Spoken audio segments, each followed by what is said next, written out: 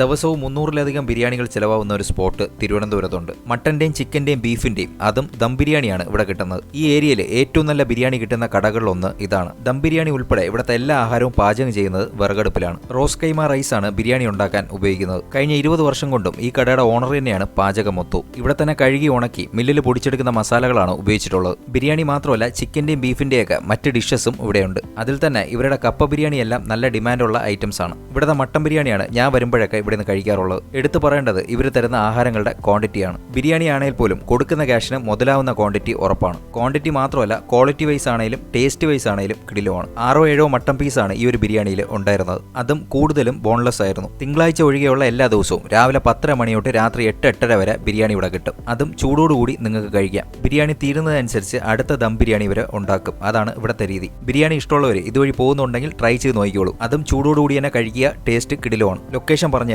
തിരുവനന്തപുരത്ത് കാട്ടക്കട ജംഗ്ഷൻ എത്തുന്നതിന് മുന്നേ കിള്ളി ജംഗ്ഷനിലുള്ള ടേസ്റ്റി ഫുഡ്.